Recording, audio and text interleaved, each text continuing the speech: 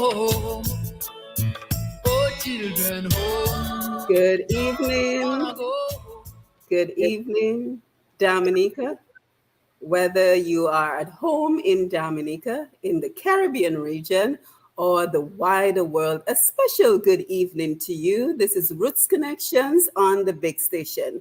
This is where we get together every second and fourth Wednesday to discuss practical, concrete opportunities for moving our lives forward, especially as it relates to financial opportunities. So, opportunities for our Dominican brothers and sisters and friends of Dominica to achieve financial independence, to move our financial lives forward. By the way, before we get started this evening, I just want to congratulate Sir Brian Arlene. You know, last night on Kudos to Our Heroes, we celebrated Miss Sir Brian Arlene as a national hero, and it was so fitting. I watched the entire program. Unfortunately, I could not have been a part of the program, but I want to add my voice to wishing him congratulations to he and his family. So how are we navigating these challenging economic times? We are seeing the highest inflation rate since 1981. So how are you keeping up with your bills? How are you able to make ends meet each and every month? I know, simply mentioning the word Domlek might give some of us heart palpitations. I saw Jael kind of recoiled on that one. So this is what we are here to discuss this evening. How can we all make more money? Especially how can we be making more money as we see we are paying more for everything under the sun. And of course, we are talking about legal opportunities to make money. And stay tuned. Be sure to mark your calendar because in 2 weeks on July 27th, we will also be talking about some of the illegal economies that are sprouting up in Dominica. So we're going to look at both sides of the coin. So this evening, we are looking at the legal economy and what we can each do, we can all do to ensure that we are making more money to meet ends each and every month. So once again, good evening to you wherever you are listening from every community, north, south, east, and west in Dominica, as well as the Caribbean region and the rest of the world. This is episode number 28 of Roots Connections on Q, right here on Q95, the big station, for today, Wednesday, July 13th. And I am your host, Simone Mathieu. If you're joining us on Facebook and YouTube Live, good evening to you. And if you're listening, but you're interested in joining our very engaging conversations on Facebook and YouTube, you can do so at 95 FM radio. So again, Q95 FM radio on Facebook and YouTube, as well as Push Past 10 on Facebook. So again, we're seeing worldwide inflation rates increasing. So that is what we are here to discuss. We want to thank our panel for being here to join this discussion. Today, we are joined by Mrs. Monelle Williams John Baptiste, former UWP senator and social activist, Mr. Robert Tonge, CEO of Tonge Commerce, as well as the multi-hyphenated, and she will tell us exactly what that means, because I think we all need to change our titles to multi-hyphenated, Miss Jael Joseph. So let's say good evening to our panel as they unmute their mics and they say hello and introduce themselves to our audience this evening. Do I go first? Good evening, everyone. Yes, go ahead. Good evening, and thank you so much for the invitation, Dr. Simone. It's a pleasure to be here. I see in the panel my former parliamentarian, Mr. Robert Tonge, even though he goes by CEO of Tonge Commerce, but he is a former parliamentarian, and the beautiful Miss Jael Joseph. That voice, definitely not a parliamentarian. not yet. Anyway, we don't know where you're headed. We don't know where you're headed. You're very multi-talented.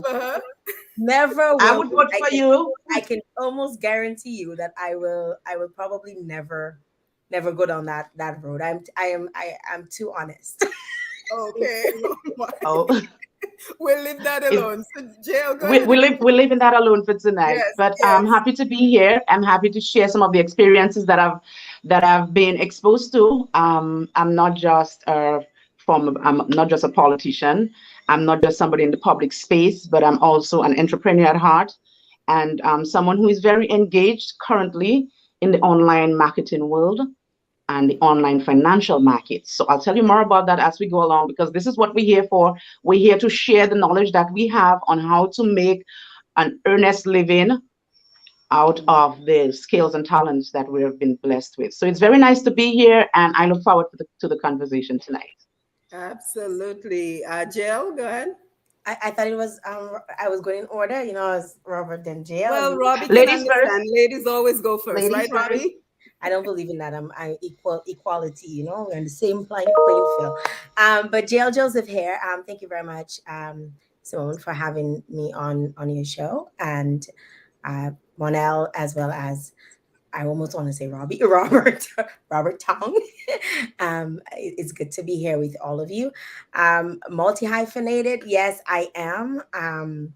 I do a slew of things because I feel in order to survive, you always have to have multiple streams of income, and that, at least that's how I operate. I've always operated under that notion because I have been without money, and that is my greatest fear, is to not have money, and not even to die or to get sick or anything. My greatest fear is to not have money, because I feel like money answer of all questions, and as a result, I have dabbled and I keep my hands in multiple streams of income, including marketing, social media. So I do social media stuff. I'm also an MC.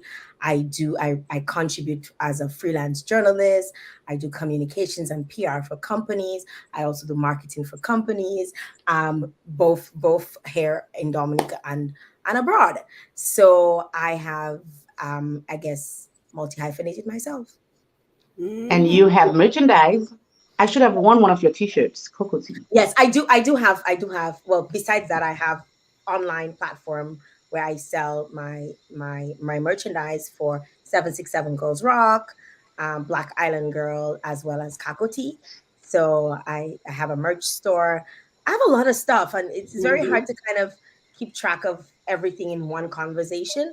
But I'm sure as it comes on, or as we speak, things will pop up in my head. I'm not rich. I'm nowhere close to being rich, but I manifest that in 2 years tops, I shall be a millionaire.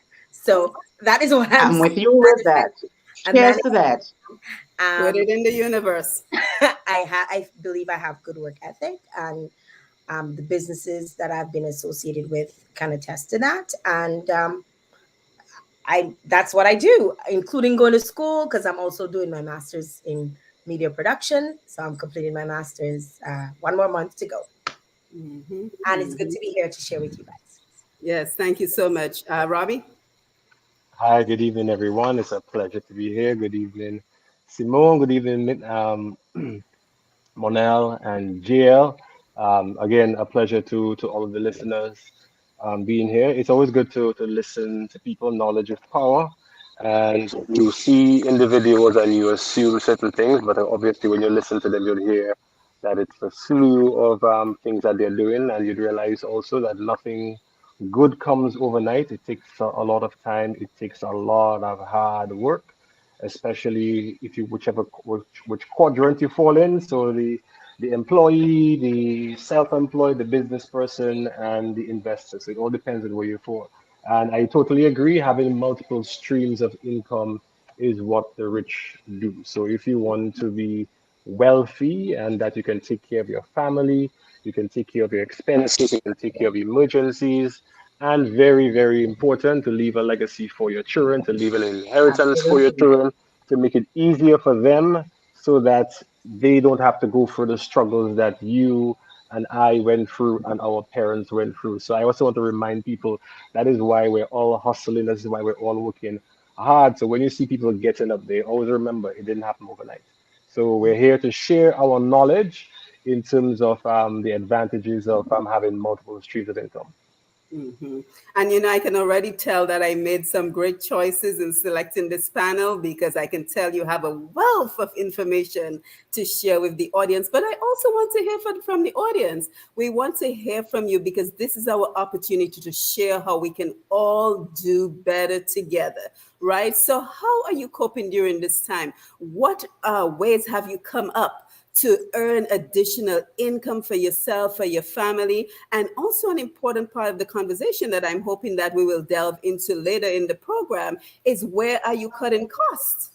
Right? Because when we talk about increasing our income, even if we're increasing our income, but we're not cutting costs in some areas, then it becomes futile, right? Because it just cancels out each other. So I'm looking forward to this conversation this evening. I can tell that we have a lot to discuss. So let me once again thank everyone for joining us via Q95 Radio. I'm on Facebook Live with Q95 FM Radio, as well as YouTube Live and Push Past 10 on Facebook. We're looking forward to engaging with the audience, both on the radio as well on the phones, as well as via Facebook Live. We say good evening to Mr. G. Lambie, showing in the studio, keeping us connected.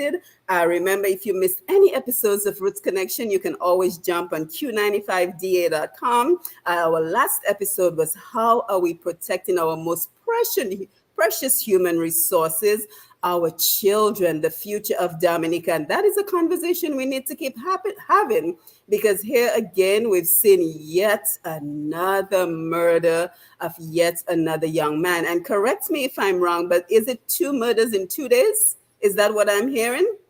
So I think at this point, we are up to 12 murders for the year, and we are only in July. So we have to continue to pray for our country, and we have to continue having those conversations about protecting our children. So again, if you're joining us, you just joined us a little bit late. This is Roots Connections, and today we are talking about why today more than ever we should have multiple income streams. So what are we covering this evening? This evening we are looking at why this is the time to monetize our skills and talents, and how are you doing so? How technology is making it easier than ever to work from anywhere in the world. As a matter of fact, now in Dominica, there is a program that the government has started called Nomad in Dominica that I recently found out about. And I am looking forward. I think one of the folks involved in that, her name is Olivia. So I'm going to have them on the program because this is yet something else that is creating financial opportunities. And even if these folks are coming in from overseas, think of the implications for our island. Right? So these are bookings for our hotels. These are taxi drivers that are getting clients. So the opportunities are endless. So what else are we looking at? We're also looking at why we need to teach our children to think beyond the traditional 9 to 5 job. You remember that cushy job you start in your 20s and you work until you're 65 and you get a nice retirement? Doesn't exist anymore. So why we need to teach our children to think beyond a 9 to 5 job. And finally, we're also talking about barriers that stand in the way to embracing this opportunity. So Miss Jael, I want to come back to you with your multi-hyphenate title. So tell us how you came up with that idea and what it all means for you. Which idea? The idea of having multiple streams of income? Yes. Tell us more about that. My mother worked for the government for years and as a nurse, and I would see her struggling. At the time after she would pay her mortgage, I remember exactly how much she would get in her hands and what she'd have to do with it. And there were times we were always well clothed, we were always well fed and everything. I would not say that we were poor, but she had to make a lot of sacrifices in order for us to be able to go to school, be able to take trips every year, because we wanted to do all of these things, And I decided from the time I was able to probably understand money and everything that I wanted to be rich. I mean, I'm like, I want to be rich, and rich in the sense of I want when I need to buy a ticket to travel somewhere that I'm able to do that comfortably. I mean, I might have to think about whether or not it's the best time to travel, if I have enough money and all of these things. But I always wanted to have the option to do that. And having a dual citizenship, which I have, I was able to, extend myself and expand my knowledge in Canada. So in terms of school, I went to school, I did medical aesthetics. So I'm a massage therapist, I'm a makeup artist. I did medical aesthetics in the sense of I could do laser hair removal, I could do electrolysis. There's so many things that I learned to do, because for me, I always felt like I need to have a skill, something that I could do with my hands. So in the event that whatever else I went to school for fell through, I could take my hands and work magic. And I'm like, I've seen, working as a medical esthetician, even as a massage therapist, even as a trainer, it's made me significant amount of money. I mean, at one point I owned a spa, so I was able to do that. But for me, it was always about getting more. And as a multi hyphenate, it's something that you're on. It's like a gift and a curse, in the sense of you always need to have multiple things that you're working on, because if you're not, you get bored. And that's how it is for me. It's boredom as well as much as it is wealth, right? So I decided, I would expand my reach, and I started doing radio. I did radio for a number of years in Dominica. While I was doing radio, I was doing sales and marketing. I mean, Mr. G can attest to that. I was probably the best sales and marketing person that'll ever cross at Q95. Okay then. I did sales and marketing for him. I started doing that, and I realized that there was so much more opportunities out there, and I wanted to identify as an individual and not as a corporation. I don't like 9 to 5s. I am not a morning person. I wanted to be able to control when I go in and when I leave. And working for an organization does not allow you those opportunities. A lot of times, managers want a level of control as to what their staff does, and I didn't want to be subject to that anymore. So I went out on my own, and going out on my own was probably the best decision I ever made in my life. Granted, I have guayed. I know what guaye is. I've been without money. I've had $0 in my bank account. I have not known where at times where my next meal is going to come from. It's yes, Jael Joseph has happened to her. I remember even after Maria, I pretty much like used up all of my savings, because I was in the process of having a baby. I was going back and forth, and so many things were going on during that time. And I depleted my savings. Like, I legit had nothing left, after Maria. And when I saw how I felt and how my kids could potentially feel, being placed in that situation, I was like, that ain't never happening to me again. So being back in Canada, I went back to school again, and decided to do journalism. And while doing journalism, I started to expand my reach, in the sense of reaching out to people and marketing myself. I did something that a lot of people criticized me for, while I was working with Q95, being on social media. I was always on social media, and people thought my life was on social media. But I controlled the narrative, because I put out what I wanted you to see on social media. And I grew a following. By the time it was by 2016, I had surpassed 5,000 followers, right? When everybody was probably still trying to grow their social media. And it was organically, not having no special event or anything. It was just organic growth of my social media page. And that gave me a lot of I should say a lot of power, in the sense, when the pandemic happened, everybody was flooding to me, because I had a following that could help people potentially push their products or push their services. And you already had the skills. I already had the skills, right? So growing my social media really significantly assisted me, because like people don't even know, like, to share, because of the amount of following I have now, to share a story on my social media is 100 US a post, right? Nice.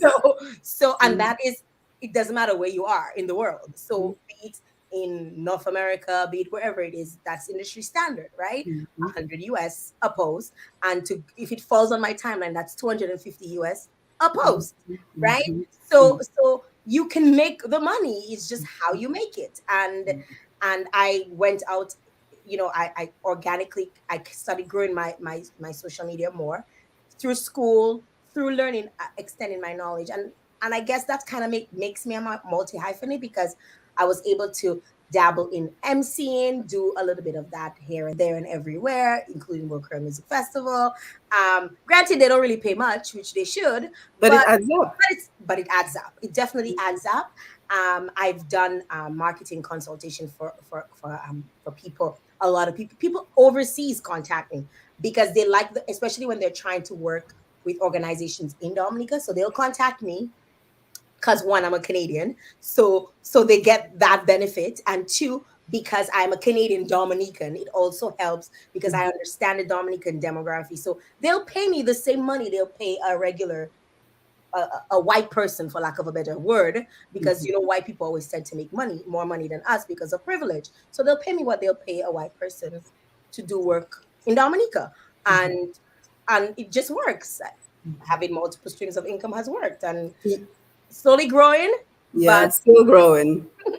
Yeah, because I wanna ask you about your two latest ventures as well, the social media marketing and the what is it, Black Black Island Island Girl. Girl? Mhm. Yes, I want to ask you about that in a little while. But Robbie, let me come over to you because I can already hear my audience saying, well, it takes a special personality like JL, a bold and assertive person. I don't have that personality.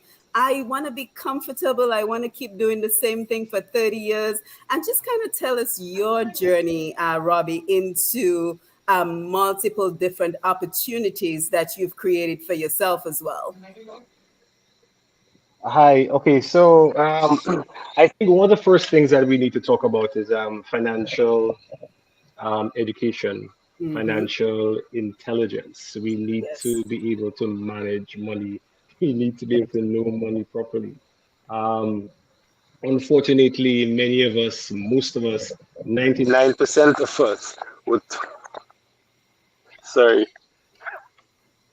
99% of us were taught how to save money incorrectly.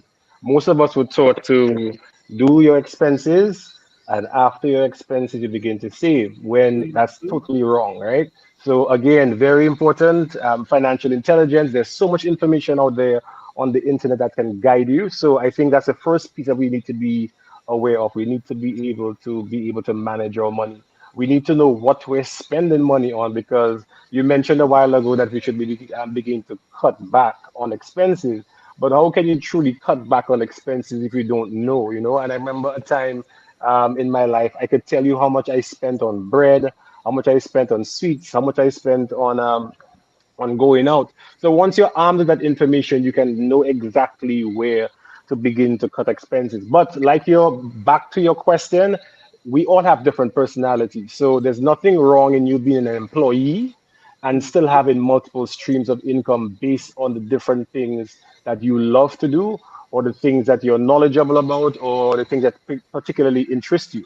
So if you're at a company and you're great at doing bookkeeping, there's nothing wrong in learning how to put those skills online and sell those skills to persons in Dominica and actually out of Dominica. The great thing is that if you can go on Fiverr and you can go on Upwork, it means as opposed to having 20,000 people see it in Dominica, you'll have hundreds of thousands of people seeing your resume, and you can actually earn income as a result of that. So you can go both ways. You can either be an employee with your own personal skills that you can put online and you can sell those skills. And as you said, the government also has a program called Work Online Dominica through Israel and the UNDP, where it allows you to be trained and to be able to sell those skills online and to be able to earn income actually not only in Dominica but coming into Dominica. But if you are an entrepreneur and you like taking risks, not everybody likes to take risks. And you can see very clearly. If you think back, and I believe Jael does the same thing, think of your fifth form class. How many people in that class are employees, and how many people in that class are business people? And the number is going to be extremely, extremely small. So again, we're not used to taking risk, and hopefully you're beginning to see a change with that, where you're seeing a lot of young Dominicans are taking the risk now, and creating small businesses and using social media to push those out. So my thing is that if you have skills, increase all your knowledge on those skills and sell those skills to other persons and offer those skills to other persons so you can earn an income from that. But very importantly, you must manage your money so that what you make, that's going to be spent it out. Because as you said, right now, inflation is high throughout the entire world. The gas prices, the war in Ukraine. Look at, I mean, none of us would ever expect that. What was it the euro and the US dollar The actually the US. same? I mean, that has never ever happened. So it's a crazy time, but we have the ability to cut back. In terms of the amount of fuel that we use, because gas is extremely expensive. Instead of driving to work every day, and you see it many times, the streets are filled. You go to a jam, and the jam looks like it's filled, but you realize every single person has come in one vehicle. We can begin to carpool, to begin to save money, and there are many different ways. We can talk about that. So just coming back again, persons can make money from the skills that they have, or they can create a business and have multiple areas of bringing in income. The important thing is, what do you do with the income? You have to be able to save that money. Some people say 75% of your income for expenses, 15% for savings. Very, very important. Investment. That is something we've not been taught in the Caribbean. If you don't invest, the savings that you're going to make is not going to be sufficient to take care of inflation. So you're going to get what? 2% from the bank, 5% or 4% if you put it in a fixed deposit for 10 years, but the cost of inflation is way past that. So you have to begin to invest money to combat that. That's my take for now. Yeah, thank you, Robbie. And I think you speak very well to that dreaded B word that so many of us do not even want to hear about: a simple budget. You have to have a simple budget, because you would be amazed that the amount of money you think you're spending on certain items might be twice or three times the amount.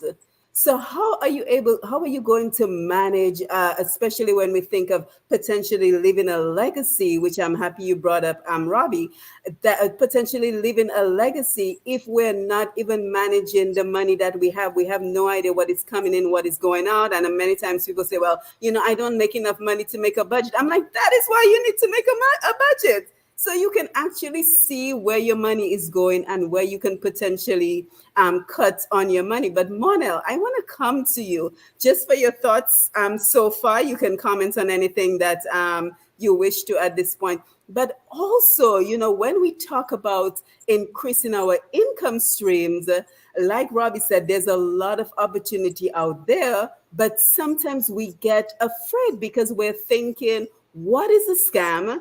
What is legit, what is worth investing in, and what is not worth the risk. So I want everyone to kind of chime in on that point, but I want to go over to you, Monelle, because one of the inspirations for this program is when I saw you post your Fiverr information that you were advertising your skills on Fiverr. So kind of just tell us about your Fiverr experience and then comment on anything you wish to. Okay, thank you again for this invitation. Jael, a lot of what you said resonated with me.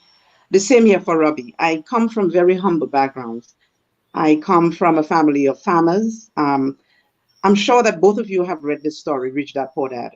Mm-hmm. My mom is Poor Dad, and my dad is Rich Dad. Mm-hmm. My dad used to say, I'm a millionaire. He died really young. My dad died at 58 years. He had multiple vehicles. He had a home. He went to jail, came out of jail, and started fresh. And in 25 years, he was able to build back everything that he'd lost when he went to jail. And it's because he had this concept in his mind. You could take away everything from him, he would get it back in a hurry, because he had that mindset to go out there and leverage his skills, talents, and ability for his financial purposes. And so Robbie said something very important tonight. Like he said, if you have skills and you have talents, you need to leverage that for money. Because I am with you, Jael. I love money. And I like to say, if you don't love money, then salt on your palate. I don't love people more than I love money. But money is a tool that will take you places, and it will do things for you that will create a better life for yourself, for your family, for your community, for your country. And it took me a little while to get there. I have always been a bookworm. I did exceptionally well at school. I was valedictorian. I was student of the year. I was a bookworm. I read thousands of books. I was on the debate club. I was the all-rounder. I was the bookworm. I was the most likely to succeed, but that would be in the 9 to 5. But I realized that that 9 to 5 wasn't for me. Everybody expected me to become this big doctor or this lawyer. I'm very good at speaking because I'm a great reader. I'm an avid reader. I read a lot. And I have used that ability of reading a lot to be able to go out there, sign up for online book club. Right now, a lot of authors are seeking me out to do their book reviews, not only book reviews. I proofread books and I get paid for that. When you do the conversion US to EC dollars, let me tell you, it looks pretty coming into the PayPal and even pretty on your bank account locally. But Monelle, let me interrupt you for just a quick second, because I think, it's great that we're sharing this information, but many times people think, well, how did she get into that? Did someone discover you and then it builds a reputation? How did you get into, editing books? Well, I've always loved reading, but I've also been very passionate, but I've always been hungry for information. My motto for life is continued pursuit to excellence. And so I'm hungry for knowledge. I will read every book that's there to read. I will research every article that is there to research. So when COVID hit, that was post the election 2019, I lost the election, like we all know. COVID hit, I'm no longer a member of parliament. I needed to determine what now, what next? What do you have that you can offer the world? And seeing that you can't offer it to the world physically, how can you do this? And that is when the virtual thing hit me. But you don't need to be physical. You don't need to be present anywhere for you to be able to make an impact in this world. This is why this is called a global economy. This is why we have the internet. No, it doesn't matter wherever you are in this world. You are able to use your skills and talents because there are people out there who are hungry for this. And there were authors out there who needed Monelle to come and proofread for them and to dot their I's and cross their T's. And so I came across Fiverr. That's two you mentioned, Robbie, but there are thousands of others.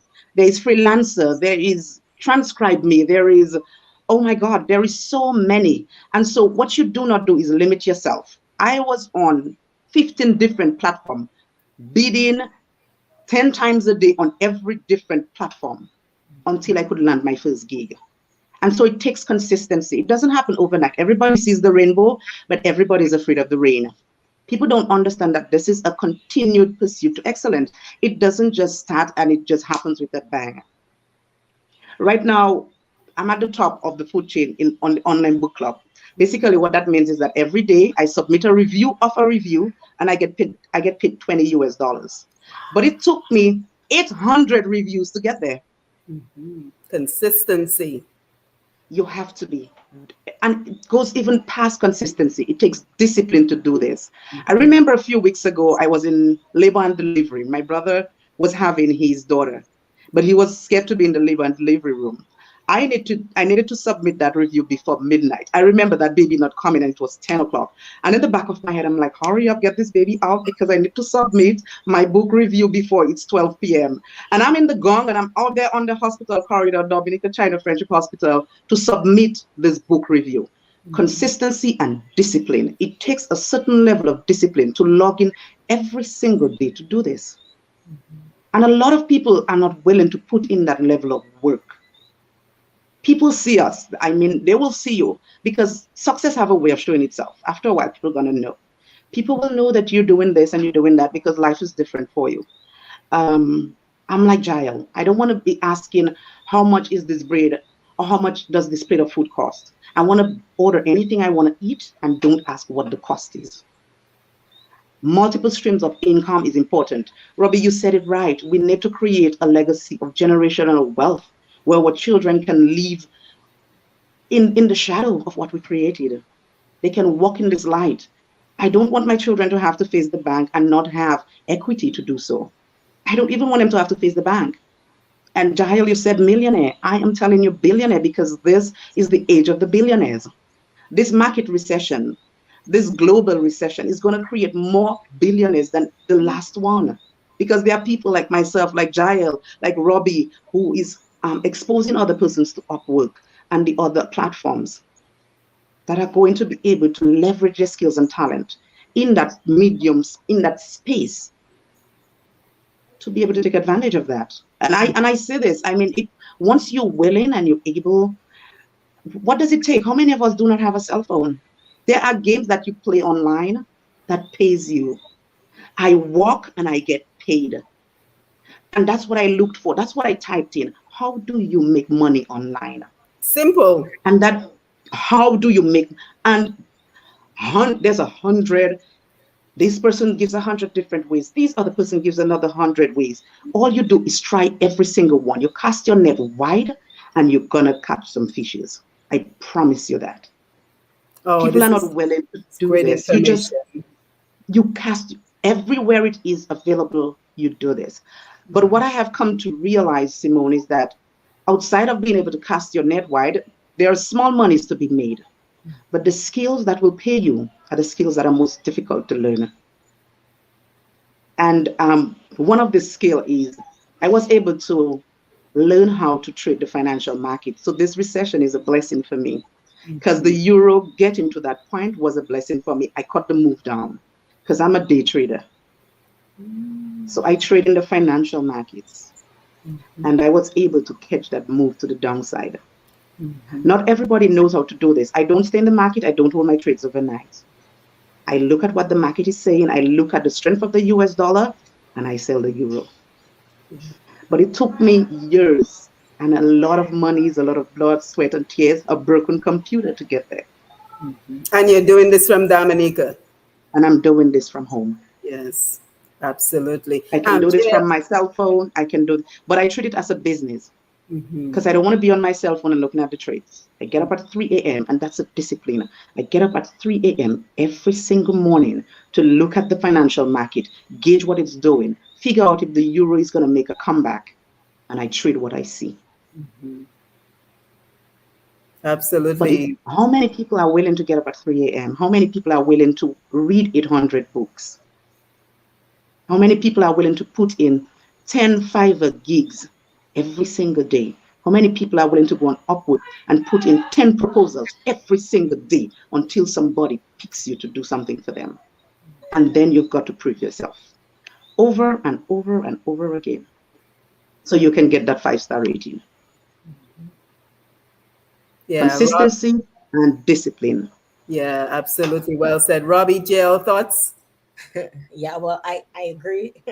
What she said, everything she said. You know, when you said about 3 a.m., I'm like, I go to bed at 3 a.m. every night, right? So if I go to bed at 3 a.m. and then the rest of the world opens up at 8 a.m. and everybody's calling your phone. Well, to now I've gotten people who regularly contact me into the habit of not calling me before 10 o'clock. So now they know that it's because my brain works better at night.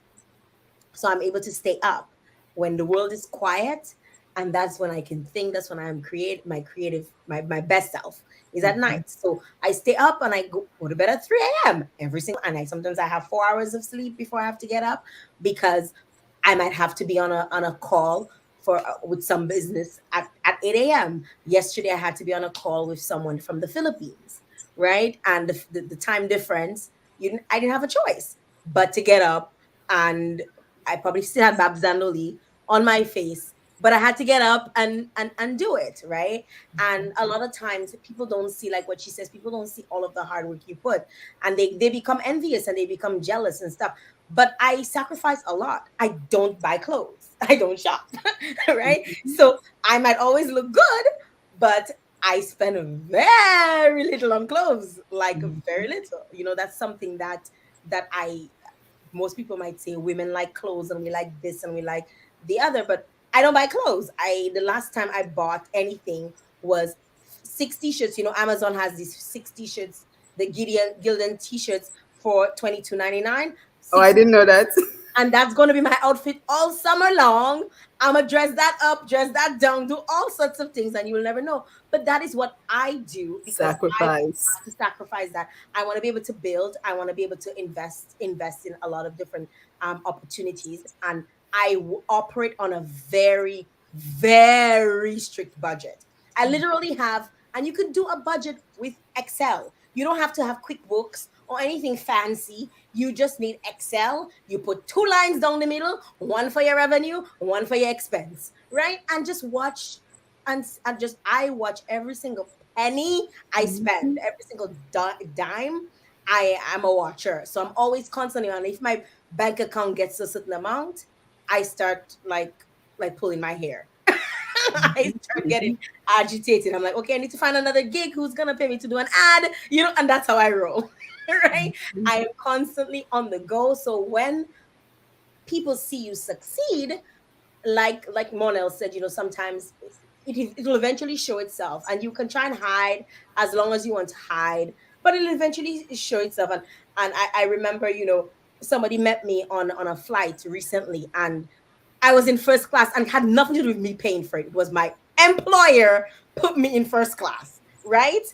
And the person's like, but Jael, you're rolling in money, man. You're in first class. And I'm like, my employer put me in first class, so I'm in first class, right? But eventually, I want to be able to pay to sit in first class, right? If I travel alone, why shouldn't I not? I work hard. Why shouldn't I not be able to buy a ticket and sit down in first class? I should be able to do that and feel okay about doing it, and that I'm not hurting anybody. Granted, if I travel with my family, I probably will not do first class because that's another, expense.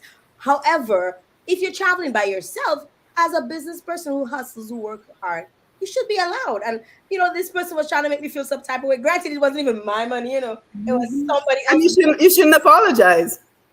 Right? But I felt like I had to, because I was like, yo, like I even had to break it down. I'm like, yo, the company I'm working on, the project I'm working on, they put me in first class. They Wow. and I've gotten a lot of these gigs, especially in North America.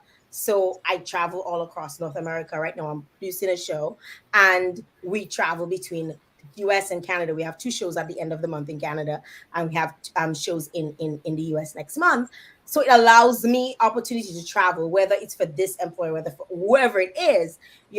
I leverage what I need to leverage to get what I need to get. You want me to come? I'm gonna probably need to bring extra equipment, whatever. It's gonna cost less if I have two suitcases. Two suitcases might as well just upgrade me, like so I work things out that way. But what I say is to say I do not, and I do not party. Most people think I look like the life of the party, like I'm a party animal. COVID taught me that I could do without it, right? So I'll pick and choose what event I want to go. And a lot of it would have to do with my friend network. So if my girlfriends are saying, oh, let's go to this, then I'll say, okay, sure, let's go. And other times I'll be like, I'll probably watch the price and say, no, I'm not going to go, because to me, when I look at my budget, it needs to make sense at the end, what I'm spending on this. First of all, you go into a fete, what exactly you're going to go get out of a fete? I always think about that. If I'm not getting paid some way, like if I'm not networking to meet somebody, if I know somebody's going to be there, and I probably potentially can make a link up and say, oh, that's a business conversation that can happen in the fete, and it'll pay off eventually. It's worth spending $150. But if I'm not going to really make anything out of it, what's the point? Like, what's the point to dress up and put on pretty clothes and go and spend money on drinks and all of these things just to say you live in lavish, just to say you use a big bocha? Like, that's not what makes you a big bocha. Really. And that means that you're a businesswoman through and through, Jael. Because even in terms of having a good time, you're thinking, well, is there an opportunity to be had in this, or should I reserve my energy for something else? Of course, you have to. And if you don't, especially in the line of work that I'm in, I do a lot of social media stuff, so my face is always out there. I want to grow my following, and granted, I could probably invest more money in probably pushing my platform more to gain more followers. But right now, with what I have, it's still doing stuff for me, and it's doing well enough for me that I'm not overwhelmed. Because you also have to manage that in terms of not getting overwhelmed, because you don't want to leave customers not satisfied with what you're supposed to put out, right? So I'm good. I'm like, at the end of my master's, I'll decide and I'll determine whether or not I need to probably invest probably in getting somebody to manage my social media. And that is probably something that I will at one point in time I will have to consider, is getting somebody to manage me, because I'll no longer be able to manage myself, because I'll have so many my hands in so many different places that I'll eventually at some point need somebody to manage me. Yeah, and that speaks to having the grind on in the beginning, but getting to the point where now you have to hire a team to manage your business. So in the beginning, it's always a lot of tough work. But as you continue to grow, you continue to expand, then you're able to hire people. But Robbie, I want to come over to you because, I had an opportunity to see a glimpse into the working of the mind of Robert Tonge. I was recently in Dominica and I got an opportunity to spend time with you, your family, your lovely wife, my dear friend, Dr. Nesty Town. And, that conversation we were having on the beach at Mero, and you were talking about a potential opportunity that you were seeing. I won't go into the details, but it just kind of clicked in my mind like, wow, how are you able to vet what is a good opportunity? What is something worth the investment? And I saw you do the analysis so very quickly that I thought it was very interesting that you're able to just process the information and make a decision. So how do you vet an opportunity? How do you know it is worth going into? Well, I think some of us are born with that talent. Some of us we're raised up, we're pulled up. For me, my father is and still is the ultimate entrepreneur, where he sees things, he sees ideas. The difference between my dad and myself is that he will take more risks. He will see something, he feels it's great, he will do it. Whereas I will see something, I think it's great, I will crunch the numbers. If the numbers are good enough, I would try to do it. So that's really the difference. So coming back to and Mona mentioned the whole issue of the cash flow quadrant. You have the E is the employee, and there's nothing wrong in being an employee, because like you're saying, and like Mona said, you can be working for someone and you have that skill. You can sell those skills online. You can do an afternoon job. You can do tutoring. I mean, even down to if you're a music teacher, you can now offer music classes online and earn income without even having to leave your house. So guess what? You don't have to take the car and drive and spend money on gas. So that's a big saving right there, right? And then you have someone who feels that, hey, I've done this, I'm doing this so well, I'm going to go out on myself and do it. So you have the S, which is the self-employed individual doing the work themselves. It's great. Guess what? You end up working a lot harder than the person working as an employee, because the employee does 8 to 4, 8 to 5, and that's it. And like Jael and Mona will say, hey, as a self-employed person, you have to work basically 24/7, and you're looking at for all different opportunities. And then you can go to the next level, which is a business person, where you have now ease, where the employee is working for you, so that if you're sick, money still comes in, right? If you want to go on vacation, money still comes in. So there are many different aspects of it. But for me as a business individual, my eye is always open. I'm not only looking for opportunities, I'm even looking for employees, because, hey, I go to a restaurant and that person treated me so well and they're talking to me properly. That person is automatically on my mind. Hey, in my business, I need people like that, because in business, you have to have the best possible people in your business. So the day I need someone, I already know where to go to and try and even get that person to come across, So you look at the ideas, you vet them, you try not to ask too many of your friends questions, because when you ask friends for advice, they always tell you, yes, yes, yes, fantastic idea. Take the time and do some studies, do some basic questionnaires. And again, in the digital economy, you can actually go online and create questionnaires and polls and do this so easily and get a wealth of information in order to allow you to know whether that is a good business to go into. So keep your eyes open, always look for things that people want and try to see how you can um, put it in place. More or less needs are all, especially now in this tight times, people are looking at what they need as opposed to what they want. So if you're going to go into business right now, I would maybe focus on a business where people need these things to come to live. You know, that's my take. Yeah, and it's amazing because I see all these opportunities that popped up in Dominica during COVID, all the delivery services that quickly became available in Dominica. And it speaks to what you're saying, looking for the need and how can you fill that need? What are you passionate about? What is something when you wake up every day, it doesn't feel like a job? It is something you would do for free. Baking cakes, braiding hair, tutoring, education. What is unique about you that you can turn into a business opportunity? So I certainly like how this conversation is going, and we're going to take our phone calls in just about 5 minutes. And then what I want to come back and talk to you guys about is a lot of times people say to make money, you need to spend money. But what if you don't have any money? So I think for many people, the pay and fun opportunity becomes a barrier. So I want to hear your thoughts in order to make money. It almost seems like you already have to have money. So I want to hear your thoughts on that. But let me go ahead and acknowledge our Facebook Live audience who are very engaged in the conversation. Anthony Simon, I see you. Nixie Alfred, thank you for being here. Neto, I'm entreating my cousin. Great to see you. Victorious as God's plan. Nice to see you as always. Anithia Adams is here. So let's take a couple of comments and then let's go over to the phone as we invite our audience to join us. Carl Kofi James, greetings to the entire panel. Bless up, Simone. Carl, always great to see you. Patricia Fontaine, good topic. I'm listening. Let's see who else we have. I missed someone real quick. So Elsa Roy, great to see you. Thank you for being here. Rosie Felix, that's it, Robbie. They lied to us, maybe because they did not know better. We need financial education in schools, like the cash flow quadrant. And I think she put a link to a YouTube channel. Rosie also says, JL, I can identify with your mom's story. I learned late, but better late than never. Ellen Paul, I'm so loving this discussion, and I share similar sentiments with all of you. Victorious as God's plan. I just love to listen to Monelle Williams.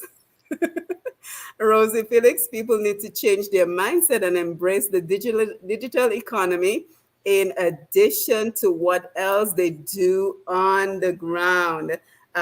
Kearney Thomas, I love listening to Monelle. Jamima Miles, I'm loving this conversation. And she also says there's so many opportunities to make money. I swear every day I think of hundreds of business ideas by just seeing something in town. Mary also says, I love this conversation. So impressed with everyone. Claudia Carlton, great conversation. So thank you, everyone. Thank you for being here on the Facebook Live. Don't forget to share the live as we continue our conversation. So let me come over to you as we open up the lines and invite everyone to call to make a contribution, and then we will come back to our panel. You're tuned to Roots Connection on Q95. The numbers to call in are 449-3095, 449-3096, 449-3097, 616-4257, and 305-432-9624. Let me run those numbers one more time. 449-3095-96 and 97, 616-4257, and 305-432-9624. We're standing by for your calls. Yes, and thank you for that. So I saw you vigorously shaking your head, Robbie, when I said you need money to make money. So let's start with you. No. Okay. I shook my head for that, but the other one I wanted just to clarify. I would not say that our parents lied to us. Our parents did not know better. They were not financially educated, and as a result, they taught us their best. But now, with a lot of information, you have lots of persons who are providing great financial knowledge. Laura has a fantastic platform, providing a ton of information locally for local context. So we good to get a local context. In terms of needing money to make money, that is not true. If you have money, it'll allow you to move faster, quicker, but you can also make a lot of mistakes. So you also need to make sure that you are educated. And as you're saying, Monelle is actually showing you, and the same work online program, all you have to do is to take your skills, sharpen them up a little bit, and you can actually go on all the various platforms. And if you put in the work, so it's just like advertising, and Gia can talk to you about it. If you put up your profile and it's not the right picture and you only do it once, you're not going to get a job. So if you're consistently putting it out, and eventually when you get that job, you provide excellent service and excellent information, obviously you're going to get more business out of it. So my take is that you have to find a great niche and work on it. Obviously, if you have great financing, it'll take you to the next level. But most times people want to see that you're doing something positive. I remember when I went to back in was it 2004 when I went to the bank to give me a loan to create to expand on fast cash. They told me no, and I eventually, luckily, I read this book, The Richest Man in Babylon, that my mother gave me, and Retire Young, Retire Rich, and Rich Dad Poor Dad. And then I took my credit cards and I took a loan on the credit cards, and I took all of the information, all right, and then I took my data and I went back to the same bank, and then they eventually gave me a loan for what, 60,000. Then I had to go back to another bank. It took me 4 months to. So again, persistency is also very, very important. You're going to get knocked down. You're going to get pushed down. People are going to say you're not good enough. People are going to say blah blah blah blah. And even when you're starting to go up, they will still try and pull you down. That crab syndrome. It always happens. But you have to be focused. You know what you're trying to do. Have the right set of people around you. If everyone around you is looking up at you, you have an issue. You need to have people around you who are going to pull you and push you up and make you want to move to the next level, right? And you in turn also have to pull those below you and bring them up to your level and hopefully even go past you. So you don't need money to make money. You just have to have the right knowledge, the right education, and the right people around you. Just like JL said, you go to the events, and my father also says the same thing. It's not who you know, it's who you know and who believes in you. Because if they believe in you, they will push you, they will give you the loan, they will help you, they will give you the breaks. But if they don't believe in you, you don't want to get the break. Oh my God, Robbie, I'm so glad you said that because I wanted to actually, because you mentioned, even before the break, you were talking about, the friends, don't listen to friends. But I was gonna follow up with that and say it's not necessarily don't listen to friends, have the right friends. Like I feel, at some point when you're growing and you're getting to know who you are as an individual, you tend to pick friends, and sometimes they're probably not the best friend groups that you need to have around you. And I learned a lot later in my life who were the good friend groups, and it was from advice that actually Robbie gave me, and I started, and he said the exact same thing about it's not who you know, but who will believe in you to invest in you. Came on a show that I had on Vibes Radio, and you said those words, and that stayed with me. And I have actually put that into practice. And my friend group is very selective. If you're not here to empower me, inspire me, educate me, encourage me, go. You're not like you're not doing nothing for me, and I want to be able to do the same for my friends, right? And I have developed friendships with people who are willing to invest in me. I've had people meet me and ask me, how much money do you want? If you want to do this, how much money do you want? And sometimes I'm just like, oh my God, like what do I do? Like you get all nervous and everything is like these are people who are millionaires, asking you how much money do you want. The other day somebody messaged me and they're like, I want you to make a documentary on this jail. How much money is it going to cost? And I'm like, just like that. They're like, yeah, how much? I'm like, I believe in you. Like, I believe you will make a documentary that will be great and people will want to look at it. But how much do you want? And so I feel to some extent, it's not just having friends, it's having the right friends. I'm not saying that you should pick friends that are necessarily rich, because not all rich friends will give you good advice. But you because some rich friends also want you around so they can show you that they're rich, right? So they can make you see what you could missing out on, because some people do that, right? Have the right friends in your life that will encourage you, inspire you, motivate you. These are the kinds of people that you really want to have, and that's what I mean.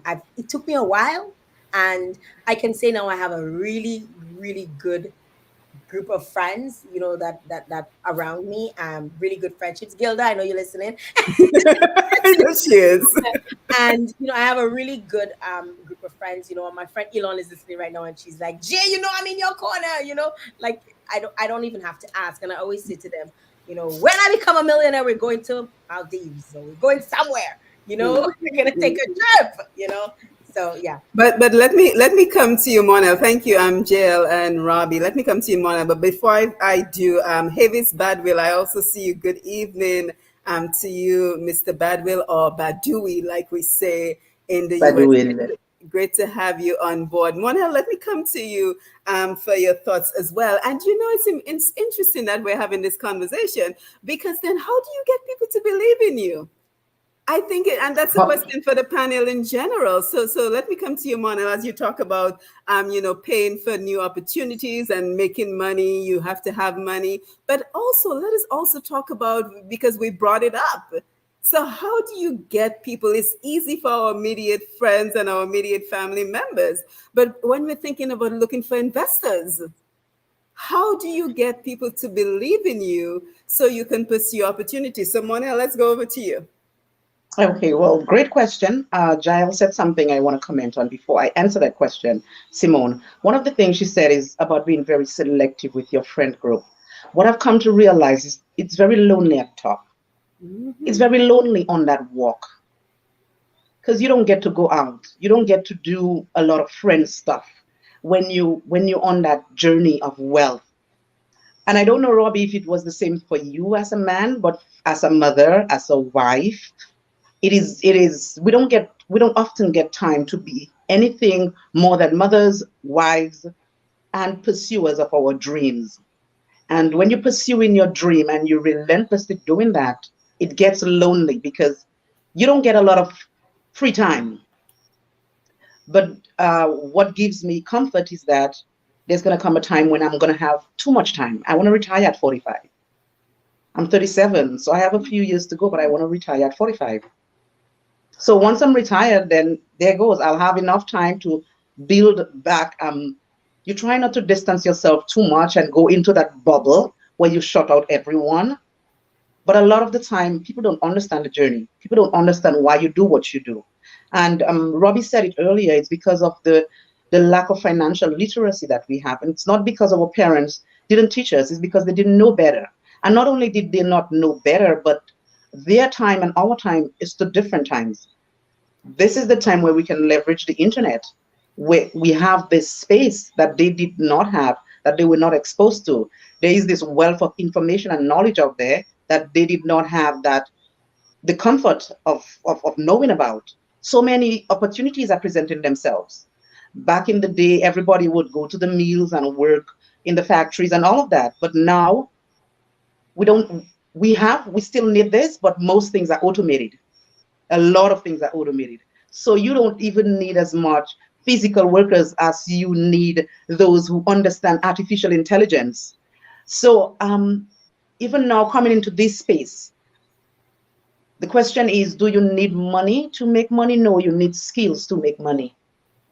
The more skills you have is the more wealthy you are. And a lot of people say that doctors get paid a lot. They get paid a lot because they have their skill level warrants that kind of money. The higher up you go in the quadrant, these people offer a lot. It is what you have to offer that makes you that sellable person. How do people come to you? How do people approach you and offer you, or, pull you into their spaces and say, I need, like Jael, I need you. I'm offering you $1 million. Why pick Jael? Because of her confidence, because of her voice. But I'm sure this is not something that comes easy for her. She has to groom this. She has to speak properly. She has to keep reading. She has to sharpen her skills. She has to know a multitude of languages. She has to know how to say what to say. And it's because over time, through experience, I'm sure it's through reading, she's going back to school and all of that. What she's doing is sharpening the skill that she has. And when people recognize that you believe in yourself and you put that out there, then people are going to believe in you because you radiate that kind of confidence. You radiate wealth. You become what you are. And they see this in you. This is why they're offering you those opportunities, because they can see, I don't want to say it's like you're in a horse show and you want to place the bead on the horse that is going to win. People place beads on horses they think that are going to win. A frail horse may end up winning the race by a flukes, but the horse with the strong muscular leg that has been practicing all the time, possibilities are this is the one that is going to get the highest bets. And so people believe. Yeah, you are, girl. But people believe in you when you believe in yourself. People believe in you when you believe in yourself. And it takes some time growing into becoming that confident you, but you work on you every single day. The doubts will come. I mean, Jael is just like you. Who am I for this person to come and offer that kind of opportunity to me? I ask myself sometimes, who do you think you've been a? Who do you think you've been a? So you want to go, will you even get there? Sometimes you doubt your own abilities. You know that you can do this because I tell myself, of course you can get there. Your father was in jail and you got a bursary. You went to school and you had to sell tangerines at school so you could get through fifth form, but you did it and you came on top of your class. So yes, you can do this, but you have to constantly remind yourself that you can do this, because let me tell you, that doubt rises in the mind. I read this book, Robbie. I know you're an avid reader as well. You read The Richest Man in Babylon. I read that. I read the Neighbor Next Door, The Millionaire Next Door, Millionaire Mindset, Think and Grow Rich. It doesn't, whatever book that is going to improve my financial literacy, I am going to be reading it. So again, let us not forget the foundation. We move away from school and we into this entrepreneurial thing, but we have to recognize to the value of learning the foundational things like basic mathematics and learning how to read and write properly, because these are some of the things that are going to push you into that sphere that is going to create the kind of opportunities that some of us are now able to, take advantage of. So remember how important it is to go to school and learn, eh? For those of you who are listening, who are in school, it is important that anything you're doing, that you do it well. You go to college, come out with a GPA of 4.0, no matter what it takes. If it means burning that bullseye because a Maria hit, then burn that bullseye and get a GPA of 4.0. Anything worth doing is worth doing well. You embody that throughout your life, believe me, you're going to be wealthy. It is going to pay off. That kind of belief in yourself will eventually pay off. Yeah, and I want to come over to you, Robbie, as we continue talking about how do you get people to believe in you, to give you the opportunities that you're looking for. And I'm sure along the way you've had to have a lot of people believe in you because you're a serial entrepreneur. I think that is one of the terms you use to describe yourself. But before we do, let me say good evening to Indigenous Bushman. I saw you just logged in, and a lot of what we're saying this evening kind of speaks to knowing yourself. Because, for example, Monelle says she gets up at 3 a.m. Jael is going to bed at 3 a.m. because she burns the midnight oil, because that is when her energy is best. Me, my best energy is in the morning. So when I have a thought, I always have a pen and a notebook right next to me because I'm old fashioned. I should be doing it on my phone, but I'm old. So, write those notes down. A thought comes to mind. Thank you, Jael. Write those notes down so that you do not lose the thought. You do not lose a potential opportunity that might come your way. So knowing yourself is important, and knowing what skills you have. Jael talked about being Dominican and Canadian. I know this other young man, many Dominicans may know him. His name is Fabian Flora, and he is a high jumper all the way in Holland, the Netherlands. And he got opportunities because he has a Dutch passport. I think one of his parents or somebody's grandmother or somebody was born in Curacao. And he recognized that there's an opportunity that if I have folks who are born in Curacao, that means they're Dutch. And that means I can go to Holland to get the training that I need to become a world-class Olympic jumper. And what comes with being an Olympic jumper? Endorsements. He's getting paid. So that is why I say each one of us has to look at ourselves individually and say, what do I have for sale? Right? They said, what's the song, Cocoa for sale? We're not encouraging anybody to sell cocoa, but look at yourself. What do I have? Jael is someone who has the gift of being an orator. She speaks very well, right? Monelle speaks very well. So she got into politics, got into being a senator. Robbie has a effervescent personality, so he attracts people to him. You know, I was on the beach in Mero and Robbie and I are talking, and it's so easy to talk to him. So that is a skill. That is a skill, the ability to speak to people easily. So what do you as an individual have as a potential strength that can lead into an opportunity? So Robbie, let me come over to you for your thoughts and tell us, how did you get folks to believe in you when nobody else did? Let me see if I. Okay, so you see this device. This is the most powerful device you will ever own, right? Cell phone. This device, this cell phone, the computers that were used to send the first man to the moon could not fit in most of our rooms, right? It was that big. But now this device. So Monel, in terms of reading, I do not like to read.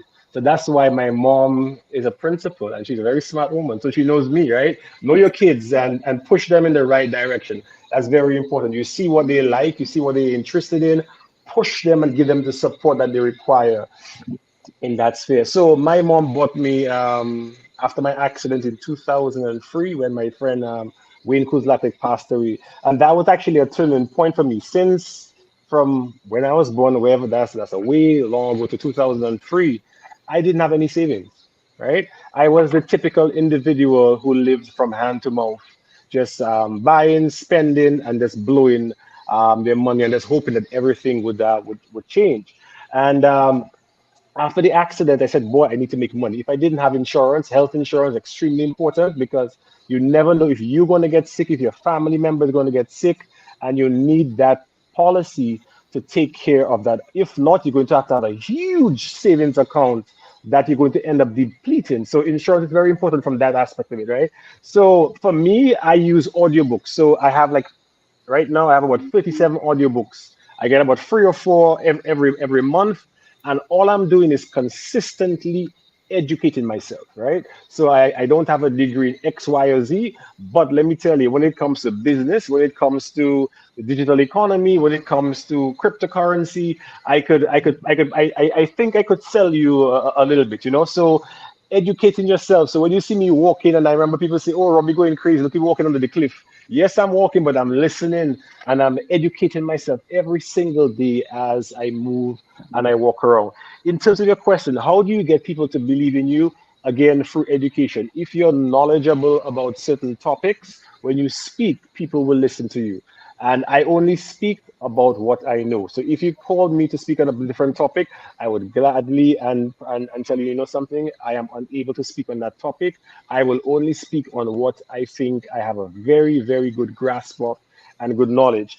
In terms of getting people to believe in you, not everyone is going to believe in you. And you have to have the confidence to be strong that when they knock you down, well, some of them are not going to knock you down. It's just that you don't gel. I remember, again, when I was starting that same fast cash business, I remember going to many of my friends and say, "Hey, I want you to invest in that business, you know, it's a great, fantastic business, but not everyone is going to see or even understand that vision that you have." So they will knock you down. So again, very importantly, if you're knowledgeable, you have your information, you have all your data, more than likely you should be able to convince people. And just like in business, and if the whole issue of the internet right now, whoever speaks very positively and forcefully about a particular project and a particular topic, they will end up being the so-called guru when it comes to that particular sphere. And obviously people are going to begin to listen to you when it comes to stuff like that. So you can't force people to believe in you.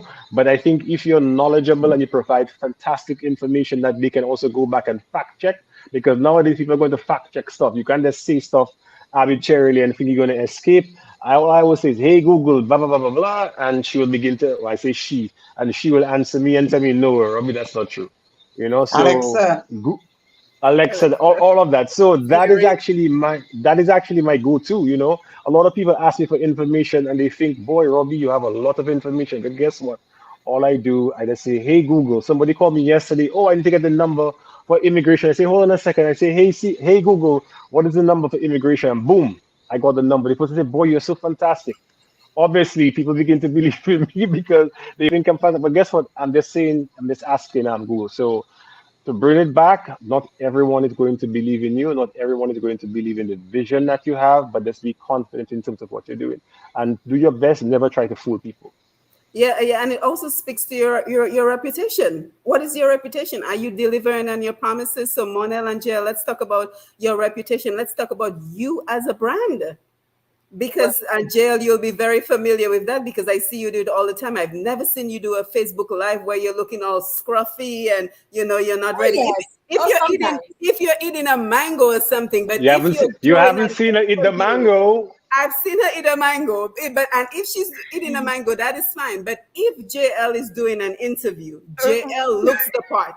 Right? Robbie, my eating mango, somebody actually contacted me and said, I want to open a restaurant and I want to use you as my, like I'm like, sure, why not? I get paid to No, eat your but food. Jail, very important point. Just the other day, I saw someone. She's supposedly a millionaire, and guess what she does? She eats. She's a toe model. Okay.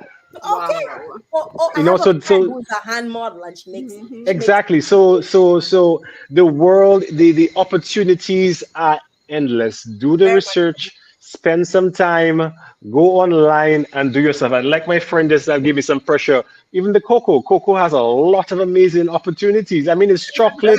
Yes. It's. I mean, just name it. And cocoa is a huge thing right now in the Right. world. So do your research, Robbie, and you'll be amazed. Robbie, you're Monelle, saying something so very important here, but it goes even past doing your research. It's being your own self because if you can become a brand just by being you. your brand. The toe model and the hand model. I mean, I got my nails done today by a 21-year-old who only started 4 months ago, Mhm. and she's really good. Mhm. 4 months in, this is what she's doing. She can leverage this. She can create a YouTube channel, monetize this YouTube channel, start teaching people how to do nails online. It doesn't matter what you can do. You just have to get creative, get innovative.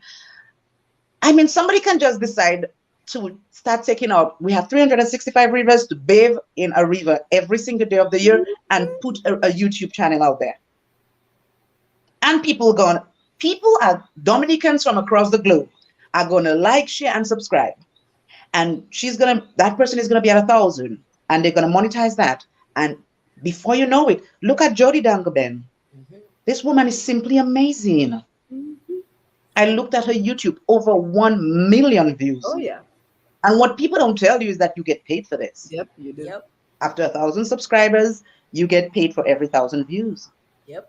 Nobody tells us, but there's so much information that we've not exposed ourselves to. And I believe that even as we grow and we learn and we share, it's going to create the space for we ourselves to do well. Because I believe that information should be put out there.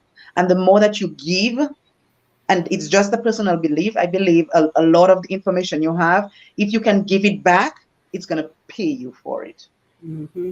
But I thank you, Mona. But I want to come back to you, Jael, because besides eating the mango, whenever I've seen you doing an interview, you always look the part. You're always, your face is made up, your hair is put up or in some way presentable. And I think many times people don't realize that that is part of your brand. That is part, of your reputation. Are you professional? Are you consistent in delivering what you want? And I have to say it because I went to Dominica. I spent in Dominica for 3 weeks, and it just seems everybody's so lackadaisical. Everybody's just so relaxed. You know, you hire someone to come over to do something for you. They don't show up. They don't call you. You have to call them and reach out to them. And I'm thinking to myself, well, that speaks to your reputation. So not only am I not going to hire you again, I'm not going to recommend you. So if I'm looking for a plumber, I'm not going to speak your name because you're standing on your reputation, whether it is good or bad. So Jael, I want to come to you, and then Robbie, I want to come to you about our reputation and being a brand. Very earlier on, I realized that I was going to be a brand. Yes. From my early days, again, on Q, when people heard my voice, people liked the sound of my voice. They liked my laughter, and I was like, hey, I could probably make money if I grow my channel. So I decided to start making sure that I look presentable for the most part. Whenever I do interviews, I am presentable in the sense of I look appealing to people because my hair can be crazy, but I still looking cute, right? So appealing in a sense that whatever you put out there on the internet is always going to be out there. It's not going to go anywhere else. It's not going to get, no, it can't get deleted, right? So be prepared for whatever you put out there to last a lifetime and then some. So when you put yourself out on the internet, if in my case I do videos, not as often as I used to, but I'm always now and again posting stuff. I prefer to put my best foot forward because I realize that this will stay on the internet for a very long time, and possibly people will come back and they will pull it up, whether they're researching me for a job, because people do that. They go in and they do deep dives to see exactly what kind of person you are, what do you share, what do you talk about on your social media, what do you put, what pictures are you posting, is there nudity, are you always cussing, I choose and I like that. Lorby laughs because I have a few phrases that I use, and again I use my phrases and I say this is me, right? With me as a brand. Granted, I feel that this I am authentically me, and because I know how I've positioned myself in the market, and I choose to say what words, my French words, when I choose to say my French words. But again, I'm very selective of the French words that I use and even how I spell them, right? So I feel as a brand, you have to take all of these things into consideration. I've had companies reach out to me to do multiple different things. As a matter of fact, just today we signed a new contract with another company, to post, to share their content and stuff. People will look into you. They will look to see who you are. They'll look to see what you're putting out there. They're going to do it. And some people actually get paid to look into people. That is their job in companies, right? They're fact checkers, where journalists are concerned, and there are people who get paid to sit there and look into who is this person and should we hire this person? Does this person represent our company? Can this person represent our brand? And if that's what you want to do with your life in terms of putting your face out there. I mean, I never used to think I was a model, but of late I've been feeling kind of modelish, like so I revamped my Instagram and I started only posting pictures, like professionally done pictures of myself. And I'm like, because I realized people out there have been reaching out for model related things. So I'm like, but maybe I'm a modeler, might as well. So I am putting myself out there in a way that I feel, to me, it will make money for me. And you just have to decide if you're doing that. I chose to put myself out there. When you choose to do that, know that you have to put your best foot forward, and you also have to be prepared. People are going to come and criticize you. They will come with all different kinds of things because so apparently Dashing leaf. hashtag that. Oh, Hey. you We know. know how well. So you have to develop thick skin, to in order to be able to take the criticism, even the constructive ones, because the constructive ones are sometimes very good for you, for your own growth and development. But also take the ones that are very harsh and know how to take it, like, because people can be very unkind and they'll say a lot of things, and sometimes, again, Robbie mentioned the crab in the bucket mentality. Sometimes it's just to bring you down, So you have to be prepared to get all of that, right? And I have gotten it. People have lambasted me. They have said all sorts of things that cannot be fact checked, right? And if it's not fact checked, I don't care. Right, so you have to really develop that mindset when you're gonna be putting yourself out there as a brand, and always look the part. I mean, I believe in looking the part, even if I'm wearing my $9.99 shirt, which is actually, this is a $9.99 shirt. I couldn't tell. But I always look the part, right? Anybody know how much I spend? You gotta just make do with what you have. I know a lot of girls, young women probably want to become business owners, but you spend a lot on your hair. You always want to have an And a $800 purse, a You bag. always want to have a this. You always want to have a that. Like, what happens? Like, I'm not saying you cannot have your $800 week, but if you're gonna get an $800 week, get an $800 week that you can style multiple different ways. So some days wear it curly, some days wear it straight. Make sure it's going up. You have to make the right decision. If you feel like that is what is your brand, is you with your $800 week, and you can talk about it and be honest about your $800 week, but make sure that you're actually putting yourself out there, that you're not spending all of this money unnecessarily, and at the end of the day, you're not really getting anything out of it. So. Yeah, so Robbie, let me come to you because I know you had some comments, but I also want to mention that, we're talking a lot about technology, and we're talking a lot about social media marketing and all that. But even for folks who are not into that stuff just yet, and I really do encourage everyone to get into it, just keep in mind that your reputation speaks for yourself. If you're in business and you're looking to expand, you're looking to grow, think about it.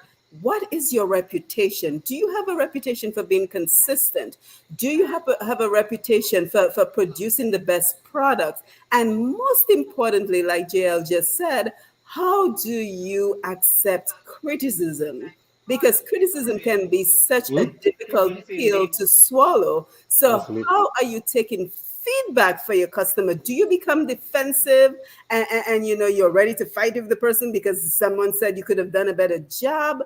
Or do you accept the criticism and think, well, you know what, this is an area I could potentially improve on? So there's opportunity for everyone in this conversation. There's a part to play for everyone to be a part of this conversation. So Robbie, I know you had a couple of comments. I hope you didn't forget what you wanted to say.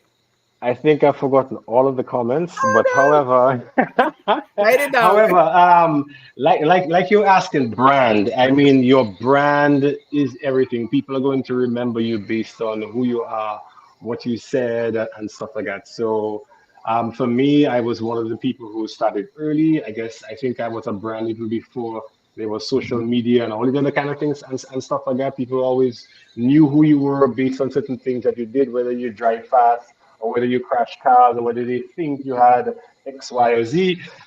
So that was part of it. And then there was the social media. So for me, people would say, but why are you adding all these people as your friends? I'm like, guess what?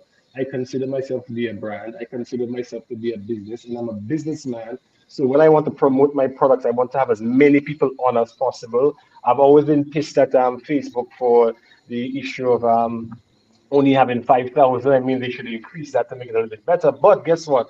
That again is changing. People are moving away from Facebook. It has its time, it has its place. But the other platforms that persons are using, you have to be able to not be scared to move from one because you feel that's where your brand is strong, and you need to go to the new ones that are changing stuff. You're going to have to be able to go to that new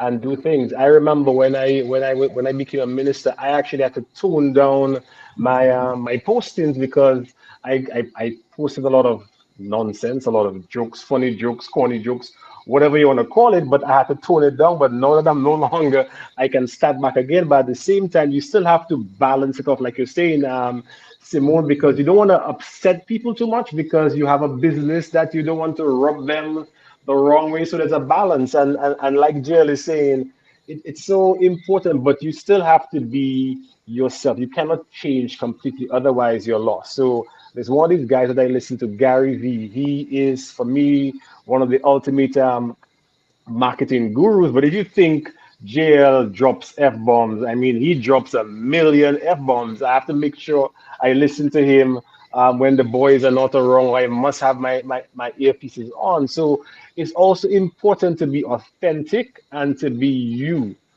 Otherwise you can get into trouble. Like Jael was saying, even the whole issue of fact checking. When someone comes to me for a job, guess where I go to? I go Mhm. to all of your social media pages. Okay, I'm going to go to all of your social media pages to see what type of person you are and what you said about yourself. Does it fall in line with that? And at the same time, too, are you going to be a risk to my business? So, like Jill is saying, that information is there for a very long time. So, you have to pay the plat. So, based on that, I think I'm going to have to get a makeup artist to make sure I look a little bit more presentable going forward on these shows. Thank you, Robbie and Monelle. Let me come to you, but before we do, but before I do, I think we have to redefine, and I say it over and over again because it's the truth. We have to redefine our thoughts on social media. Because I think many of us, if we're a little bit older, we're, well, the social media thing is not for me. They hear what they're talking about. If I go for a job, they're going to look into me, blah, blah, blah. But see it as the opportunities. Social media is where you sell who you are. Social media, if you have a business and you're not on social media, I mean, it's a wasted opportunity, because that is the perfect platform to advertise your business, to get more customers, to let people see what you're capable of doing. So if you have a business and you're not on social media, I'm sorry, it's a missed opportunity. So you have to think, we all have to think of social media beyond just pictures of our family, pictures of our vacation, but more as an opportunity, the same business and financial opportunities that we're talking about. Social media is the perfect platform for that. So, and we all have to just be willing to learn. That is what I'm hearing from the panel this evening, that we all just have to have the mindset that I'm going to learn something new, I'm going to try something new, and if it fails, I'm not going to be discouraged. I'm going to try something else, because I think that is what the picture we're seeing emerging this evening with our panel. So, Monel, I want to come over to you, and then I want to go over to Facebook so we can take some of the great conversation that I'm seeing going on Facebook. So, Monel, your thoughts? Well, I mean, Jael has said most of it. Robbie, you said a lot as well. We have to be our authentic selves. I am my authentic self. Everybody know where I am on issues. We live in a space. Dominica is a very small community, and we either get painted red or blue. So we're not skipping that part of it. We either get painted red or blue. But I really feel that it is time that we get away from that, because people get to be their authentic selves without having to be colored. I like to say that I am Dominican before I am anything else. End of story. So don't color me. I may affiliate with a particular brand, but don't color me, because I am just a Dominican like everybody else. And that is why I like hearing from everybody, because I believe that everybody has something to offer. Some people need a little help honing their skills. Some people need a lot of help honing their skills. But there are some of us who can assist with that journey, with that venture, because we've studied it ourselves. My being on my M and somebody starting off on their A, it's true that we're in two different places, but if I am able to help, I should be able to help. Social media provides that platform where you can reach more people than you would normally be able to doing it physically, manually. And I agree with you, Simone, that you have to leverage social media. But what, Jael, you may be able to relate to that. It is very difficult in the beginning to get a strong social media following. You're going to have to create that brand, become your authentic self, and then this will sell itself. Because in the beginning, you're creeping. Robbie, I don't know if it was the same for you. I suspect when you went into politics, I was trending at 200 friends, man, before I went into politics. And then boom, I gave a speech, I rise. We both do. I didn't have space. There was no space for me to take the thousands of, I had to create a page, the thousands of Facebook additions that I had on. But again, all the time I was just me, just simple little Monelle planting my little dashing and my lettuce and checking my little scene. Of course not. I would not have been able to sell that on social media. Again, Jael, you're so right about creating the brand, looking your authentic self. I love the nose ring, by the way. I love it all. And Too. even when you eat mangoes, you look sophisticated eating your mangoes. So yeah, you rock it. You rock it. You Nobody rock can eat a whatever you mango do. like Jael on social media. Nobody can eat them. And that is the thing. It's because she has created a brand so that anything she puts out there, whether or not her hair is messy, it doesn't matter. She is herself and she's unafraid and unashamed to be her. You accept me for who I am or not. But I know who I am. And I love that about her. I love that she's confident enough to be herself. And people gravitate towards that kind of Yes. honesty. Yes. I don't know, a lot of people, Integrity. you will see them Integrity. trying extremely hard on social media. And a lot of people, Robbie, you said it, be honest. Just be honest. It's okay to be honest. And that is how your brand is created, through your honesty. Because again, Simone, another thing that you said is people fact check you. So you fact check me. I have this $800 wig, really and truly. But when you take a look around me, then I cannot support that $800 wig because I have so many other things falling through the cracks. What are we putting our emphasis on? And so, again, the social media platform is there to be utilized and to create brands. But again, I feel what is most important is working on who you are as a person, and then that will sell itself on the social medium. Because I mean, now, how many likes I get on Instagram? Maybe 20 likes. But if I should put up a post that says Bitcoin went to the moon and I bought it at $4, I bought it at $5, and you get so many people liking. People like those kind of things. People like to see stuff. I don't know why. People come on the internet for entertainment, some for education and all of that. But you have to have something to offer. So whenever you come in on the internet, be able to offer something. There are people who come on the internet and they use it for quote unquote magie. They say absolutely nothing. Sometimes we abuse the internet. There are people who come on there, they bully. Remember, everything, there's good and bad to it. And so there are the bad use of social media platforms. I have to check my daughters, because there are predators out there who avail themselves through our children on social media.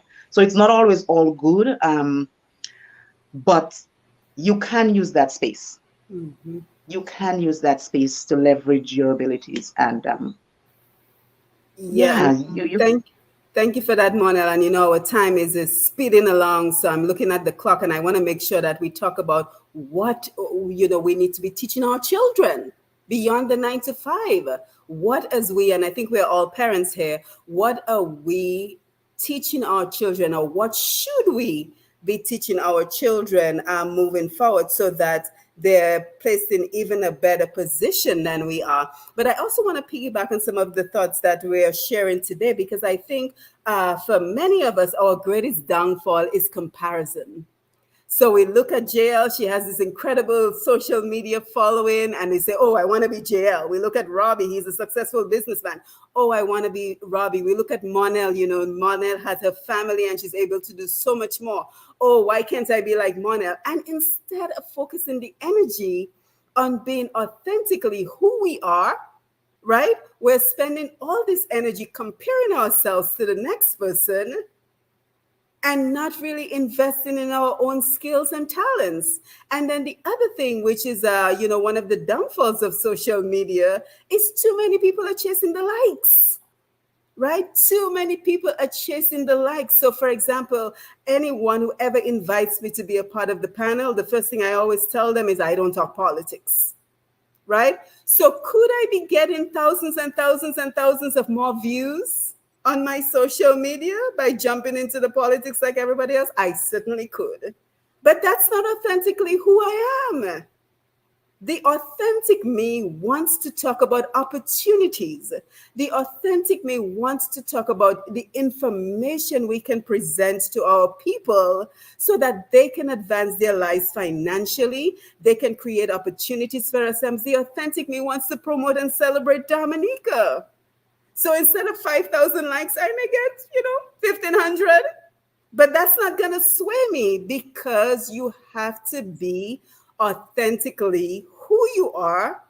Because guess what? I may be out there ranting and raving about politics, and then I can't sleep tonight. Well, Because Simone, this is Simone, not me.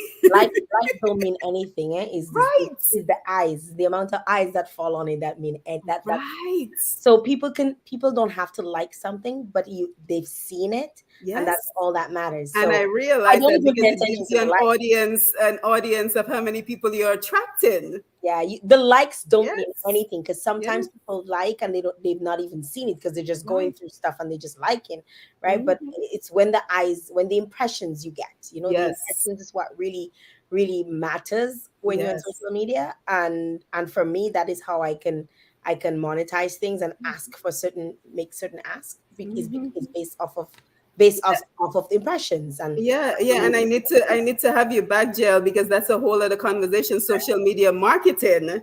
So, at some point, I know you're extremely busy, but at some point we have to have you back so we can talk about this. But just be authentically you. That was my point. Be authentically you, so that you're not posting stuff out there to get likes and to get views, and then you go to bed and you're like, boy, I shouldn't have said that, nah? Boy, I didn't really verify that information, no? We like to say no, right? But when you do what you're passionate about and you're being authentically you, then you sleep well, you feel fulfilled, because you're doing what you feel you've been called to. But before our time runs out, I keep looking at the clock, let's talk about what we ought to be teaching our children. What do we know now that we wish we had learned earlier in life? So let's have that conversation. I think Robbie just dropped, but he'll be back. So let's go, ladies. Monelle, you want to go first? Oh boy. I wish I could spin my camera because I want to show you what my 19-year-old daughter is doing at this time. She's actually on her second year for the day. She did this. Oh, nice. So she's 19 and she started at 14. And now she's created a brand for herself. It's called Nice Empire. And she has thousands of clients. And she braids the most beautiful of hairstyles in the fastest of time. And in spite of that, she's a pre-law student with a 3.5 GPA. She's doing her thing. And one of the things that I am so pleased about is that she is able to leverage not just the educational opportunities that is now available to her, but she has jumped on that skill. And she's not graduating with everybody else right now because I didn't want to overburden her with too much schoolwork, and she couldn't invest any time in building her skill. And so she had to push her classes. She had to take them differently. So that way she could both build on her skill and build on her education. And she's doing very well. I think that is something that we need to do. We need to teach our children how to. And Jael, you said it. What can I do with my hands? What can I use to make money if all else fails? What do I have that personally, if there's another Maria, God forbid, and I have no access to the internet, what can I do to make money for myself? And I feel that particularly now that we need to be teaching our children to hone in on a skill that is going to make them money over time, but not just one. Because the idea of multiple streams of income means that we get good at something and then we keep growing on that base. We build from there. What are you good at? You master this and you keep building on it, because multiple streams of income is very important. It is vital. And I put something on my Facebook today. There are a few things that are not taught at school. One of them is, we don't talk about taxes at school. We don't talk about financial literacy at school. But somebody made a comment. Do you teach it at home? Mm-hmm. And it's also very important that we as parents, we have those conversations with our children. We talk about savings and we talk about investing. I bought a coin for my kids for each of their birthdays this past year. So I bought a cryptocurrency as a birthday gift for each of them this year because I want them to learn the power of investing. What I want them to do is to look back 10 years from now at what that cryptocurrency is going to be so they can understand the power of investing. So I don't just tell them, I show them. My son is 5 years and he knows when my trading platform is open. He's like, Mommy's trade is opened. So even then, they start to understand that you can use everything that is around you to build from it, to grow from it, to monetize it. And we have to teach our children how to manage money, how to love money, how to treat money. Because a lot of we don't treat money with respect. We take 10 cents and we throw it away. No, 10 and 10 and 10 and 10 and 10 and 10. 10 times is $1. You better put that 10 cents you picked up in a piggy bank. And when it becomes $1, probably you can buy some lollies. You can buy a conkles, sell it for $1.25. I'll teach you how to leverage your money. I'll teach you how to grow that dollar, 1 penny at a time. And so financial literacy is very important. Those of us who don't know and we are parents, our responsibility is to go out there, educate ourselves, or do the educating with your children. Have them listen to the audiobooks like Robbie says. They don't like to read, that's fine. Let's listen to an audiobook together. We can do this. There ought to be this family time where we can talk about finances. Mommy, how much are you making? How much do I need to save? My daughter, she has a cat and she wanted me to put some cash on her cat because she's making enough money. It's summertime and she wants to put money because she wants to shop. But I still tell her it's as important as it is to enjoy your money. You need to also learn to be a little bit frugal sometimes. You have to be a little bit stingy because you have to save for rainy days. If not save, then invest. So it's an ongoing education, but it's important to pass it on to them. And I believe that, if each of us teach one, if each one teach one, we're gonna have a very financially literate Dominica in a little time. Jael, you're a role model. So Simone, you're doing a fantastic job. I just hope more people can gravitate to the platform because you drop so much gems on your platform. And I mean, a lot of us, we don't listen. We're more in tune to the entertainment part of it, but the education is so very valuable. So I just we have to share and encourage and we have to do what we have to do. Yeah, and the important thing for me is knowing that you are offering a service that is valuable and that you're reaching an audience that appreciates the information. So I don't get caught up in all the other stuff. But Jael, how are you raising your boys differently? My boys know, first of all, that I'm a workaholic. So that is like something that they know. They know that I work, but they also know that how I spend. So they know when, like my kids, I've witnessed people with their kids shopping. Took my son to Miami Christmas, and I witnessed other parents with their kids who are about the same age as mine asking mommy for this and asking for, like, my kids don't ask me for anything. Good. When I tell you they don't ask me for anything, because they know we get things when you do things, you get rewarded, right?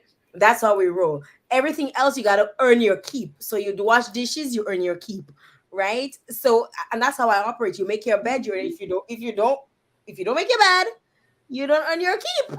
Like, that's how it is. And I remember somebody saying to me, so you're telling me when your kids get older they're gonna pay rent? Yes, once you get a job you're going to pay rent. You're gonna pay rent, because at the end of the day, I want to show you that just because I work hard for this or whatever it is, that it just comes on a platter for you.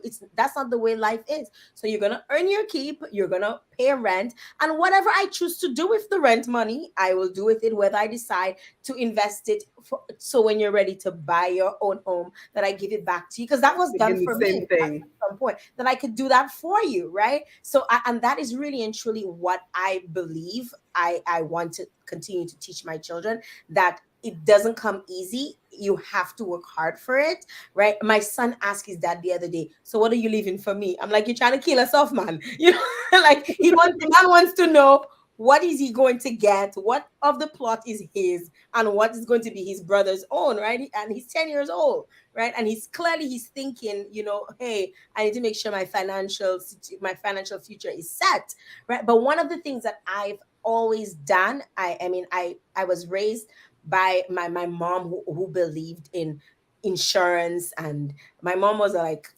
like my mom had how many insurance policies. And when I came back to Canada, one of the things that I did was I did some research on wealth management and how exactly I can ensure that my kids can be the trust fund babies that white people's kids are. And it's as simple as putting like $50 aside every single month into an account that is managed by an insurance company, right? And when my kids turn 18, I don't have to pay for school.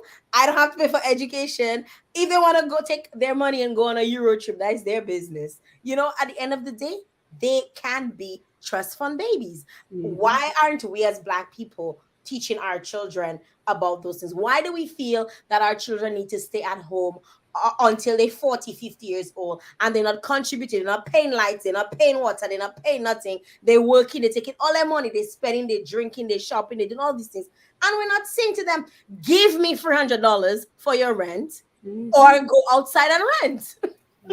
Simple. Whether I take that $300 and I put it in a savings account for you is my business, what I do with it. But now you're in a position to work and to make money. And I tell my son, from the time you can work, it could be 14, 13, 12, whatever the time is, you can work, you can get a social security card or whatever it is and work. You're going to work. We're putting you to work and you will earn your keep. It's not a free ride. And I think we raise children thinking that everything just comes Entitled. naturally. You're entitled to everything. And that's not how the rest of the world works. Like summers were created because farmers wanted their kids home to work on the farm. That's why summers were created. Amen. That is why people have summers, that there's no school in the summer, because farmers wanted the summer for their kids to work on the farm, to help them on the farm so they would spend less. So why are we not having our kids help us with our job? When people saw my son doing ads, he was 2 years old doing ads.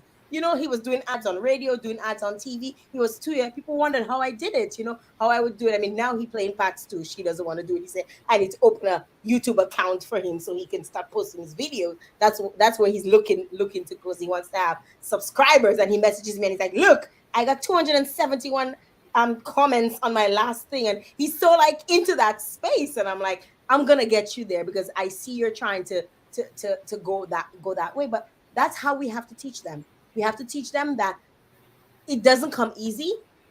You have to work hard for it. You're not going to be spoon-fed by me. I am not always going to be there to help you. You're going to have to learn to get things done just like how I have to.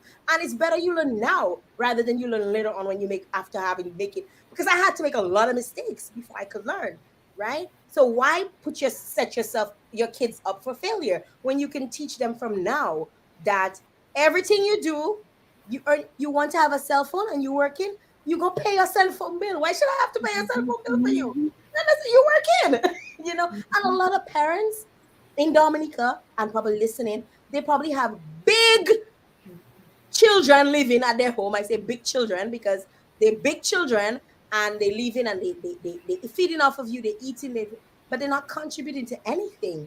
And we think it's okay, but it's not, because you can charge them or they can go outside and rent somewhere else. And I shut up pay you. They prefer pay the $300 than go and pay the $1,000 outside to rent.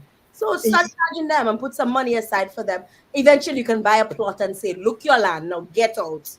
Yeah, and I think that is the greatest strategy, Jael and Monelle. And let me apologize. Robbie got knocked off the live and he's trying to come back in. So if anyone is at the studio of Q95, if you can let him back in on the Facebook Live, he's actually in the waiting room. So if you can look on the computer and you will see him in the waiting room. So we do apologize. Robbie's trying to come back in, and we hope he can come back to give his final thoughts. But I think it's such a tragedy because so many of us spend all this time. Oh, there you are, Robbie. Sorry about that. Spend all this time educating ourselves and figuring out these things for ourselves. And then we raise children who are entitled, especially when we come from Dominica and we come to the States. And I've had people tell me they have 24-year-olds still living at home that don't know how to use a washer and dryer.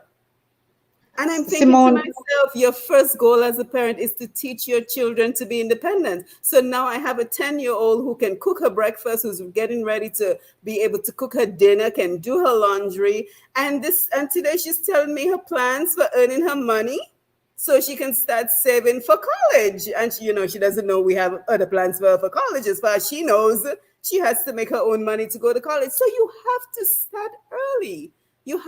We have to teach our children early that they're not entitled to anything. What you see mommy and daddy have belongs to mommy and daddy, and how you gonna get your own? yeah. Monelle, you wanted to say something? Yes, I listened to this. I'm not sure if it's a TikTok reel. Jael, I'm not sure. Robbie, I'm not sure if you came across it. It's about Dubai. So this gentleman is driving some, top class vehicle. And he's saying, well, my father rode a camel. I'm driving this vehicle. I'm not sure what it is he's driving now. Maybe he's into some big vehicle. Give me a vehicle that has a huge name.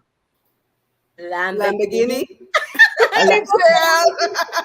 A Lamborghini. But I think the father is driving something else. I'm not sure what. A Land Rover. His dad is doing a Land Rover. He said, my son will be in the Lambo. His son is going to be back in the Land Rover. And my grandson, my great-grandson, is going to be back on a camel. And you know why that is? It's because hard time creates strong men. Strong men create entitled men. Entitled people create weak men. Very well. And so and so we need to be very careful what we pass on. Jael, I love what you're saying. And my daughter, I wish she could have been hearing this, because I say, hey, you got to contribute for the internet. Since you use it, you're 19, you work, you make money. You have to give me some money for the rent. You need to pay some water bill. You need to buy the snacks in the house because I buy all the food. So, contribute the snacks. Because what I don't want her to get into the habit of thinking is that life is a free ride. It's not. There is no free ride. And in as much as I'm working hard to leave a legacy of wealth behind for them, I have 5 of them. Whether or not it's $5 million, we split that 5 ways, then each of us get $1 million. If you're not careful with that, you're going to lose that million in a year. And if you have no skills and talents, and you're lazy and you're not taught right, then you're going to be back in the same position where we all started, where everybody was in the garden and trying to make ends meet. Learn the basic. The fundamentals are important. And I love, and you have boys. You have 2 boys. I have 2 boys. I have 4 girls. Wow. I have 4 girls and a son. So you can imagine how important it is for me to teach them how to be strong and independent women, in the space out there. That's, it's not just that you have to go get your own, because I understand partnership. I'm also a wife, so I understand being a partner. I understand I'm stronger when I'm a partner with my husband. But you have to be able to bring stuff to the table. What are you offering as a woman? You cannot just be your looks, can you? You have to be able to offer more. So I love the lessons that you're teaching. Robbie's back, so he can tell us, the great lessons that he's teaching his son. They may be listening to audiobooks together. Yes, but before I come to Robbie, because we're quickly running out of time, we must take some of our Facebook Live comments because they're such great comments. So Rosie Felix is saying the Virtual Home Economy Business Conference is coming to Dominica. All Dominicans on Dominica invited to see the Opulence Global Online Business Tour. And the phone number, if you want more information, is 767-276-0833. So she's telling us about opportunities coming to the area. Let's take some comments from folks we have not heard from as yet. Penny is saying, hello everyone. I'm just jumping in. Now I'm late. Good night. Great conversation. So Penny and everyone, don't forget, if you're looking on Facebook or YouTube, you can simply go back to Q95's Facebook page and you will be able to see the program from the beginning. And Naren says, amazing program, inspiring guests. Keep exploring your collective potentials. Monelle, Robbie, Jael, impressive as usual. Robbie smiling. Robbie smiling at the cocoa. Naren, you know, it had to take you to make a comment like that. Gerald Dawson, good program. Claralyn Warrington, good night. I'm late, but as the saying goes, better late than never. Lower Tech, love the hair. Thank you for that. Sabria, great to see you, my sister. Hazel Ann, nice to see you. Amanda Nicholas, Johanna Isidore, what's appealing and can gravitate people towards an individual is your integrity. It's a rare characteristic lately, but very important. Gilda Nestitang, my sister, and Jael's sister as well. Great program, Simone. I just admire the way you transition from one point to the next. I truly enjoy how you encourage your guests as well. Well done. Thank you, my sister. Good to see you. Stain Seraphiel, big up Monelle Wilson. Let's get comments from anyone we have not yet gotten a comment from as we get ready to wind down. Amanda Nicholas, the Bible says that a good man leaves an inheritance to his children's children.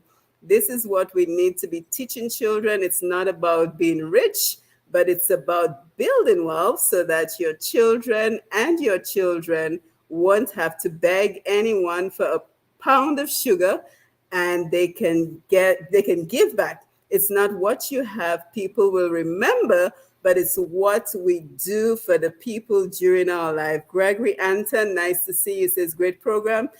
Diamond Tyson, some parents forget that their kids have to grow up and be a husband or a wife to another person. Thank you for that. Comments from people we have not heard from. Janice Sharpless, always great to see you. Anthony Simon was saying Tesla as a high quality brand. Agatha, Hazel Ann, always great to see you. Victorious, it's our responsibility as parents to teach them how to, of all possibilities that we know of, they will, however, choose what they want to do. So Robbie, thank you for coming back on. Let's have your final thoughts as we wind down for the evening. So sometimes they say you have to agree to disagree. So and there were so many different points, right? A very important one is to ask for advice. There's always a learning curve, right? So you can do anything that you put your mind to, but it's going to take you 6 months to do it. But guess what?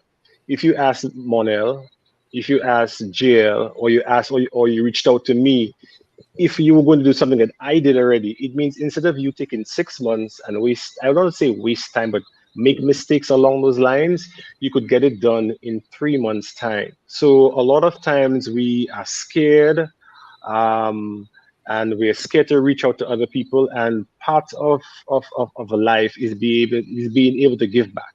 So you can give back in what they call it, tithe. I prefer to give back in terms of giving people advice, because my advice, I think, is worth more than the 10%, right? So always be try not to be scared to ask people for advice, and that would allow you to go a lot further. In terms of your children, let them understand that the possibilities are endless. But again, it has to start with you as the parent. So parents have to start reading. Parents have to start listening. As parents have to start making sure that, like we were saying before, you have the right set of people. You have to have all sorts of people in your circle. Those who are going to lift you, those who are going to keep you there, so that you can continuously move and improve on yourself.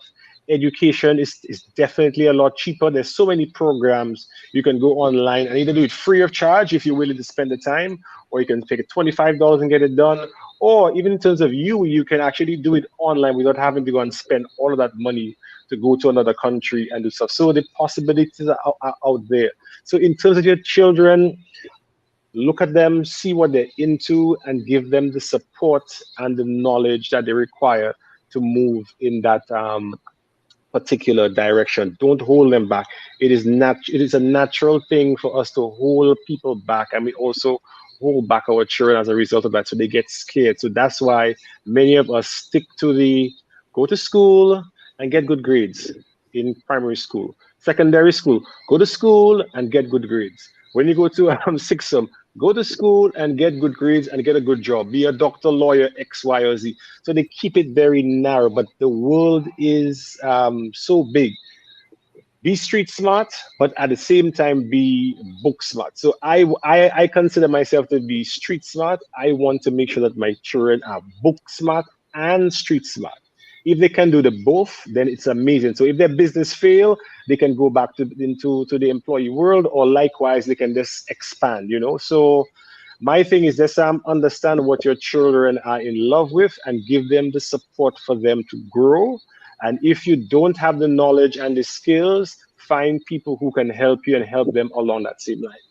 Yes, thank you so much. So thank you to my wonderful panel for being here this evening. I think we learned so much from you this evening. I made some notes on some of the topics that we covered, and I think that we found great value on the importance of being consistent, the importance of discipline, the importance of sacrifice, and especially with Jael and her non-shopping ways, pretty much like me. I'm not a shopper. How you use your time. We all have 24 hours in the day. How are you using that time? Are you investing that time in new opportunities, or are you spending that time maybe just on social media looking at other people's posts? The importance of tenacity, the ability to fall down and get back up and keep trying, and the importance of educating ourselves, whether you're not a reader and you want to use audiobooks. Robbie, you wanted to say something? Yeah, I just wanted to give one little plug. Like Monelle said, like Jael has said, there's lots of opportunities, but very importantly, and that's why a couple of times you saw me doing this, what I'm trying to say to people is that they have to listen. And those persons who are listening, liking this does not help us, right? It doesn't help anyone. Sharing is caring. Someone out there needs to listen to this. Someone out there needs to understand what we're talking about. So please share that. Like we're saying, you can go on. Many of us have individual skills. Just imagine we've trained 180 people in the last 2 years to take their skills and hone their skills and move it to the next level. So again, if you're not listening, you're not going to hear when there's a next program. So you have to listen. You have to listen to the radio. You have to listen to social media. You can't just don't just stick yourself to one set of information. Otherwise, that's all you're going to hear. The algorithms are so funny nowadays that they will only feed you content that you want to hear. So you have to make sure you break out of that. Otherwise, you're going to, you're going to say this, you're going to see the same set of friends, the same type of jokes, the same side of stuff. You have to listen. So, like we talked about Alexa and all these things, I said, Alexa, at 6 o'clock in the morning, turn on. So at 6 o'clock in the morning, it automatically turns on. It tells me the time. It tells me the weather. It tells me what's going on in the stock market. And then at 7 o'clock, it switches to DBS radio, and it gives me the news, because there's so much information out there. We have to listen. And at 8, and at 7:55, it goes off. Yes, thank you so much. And the last point I was going to make, the importance of the people we surround ourselves with, so very important. So I think we learned a lot tonight. I think we absolutely learned a lot tonight. And like my sister Sabria is saying, listen to your own voice as well. Blocking out all the extra noise is so important. So again, we want to thank our panel. We want to thank our Q95 listeners. We want to thank our Facebook Live audience for the very engaging conversation this evening. So as the world continues to change and evolve, we will be back right here on your radio to talk about and explore those changes, and to talk about economic and practical financial opportunities and other ways that we can all move our lives forward to, and also to provide hope, to provide inspiration for our young people. So don't forget, mark your calendar. We will be back July 27th from 8 p.m. right here on Q95, the big station. And this time we're going to be looking at the illegal economies in Dominica. So I'm sure, we have some drug trafficking going on and some other illegal stuff. So you certainly want to mark your calendar to be here. Don't forget to follow Q95 FM radio on Facebook, as well as Push Past 10 and jump on Q95DA.com for the best in programming, as well as any missed episodes of our programs that you may have missed along the way.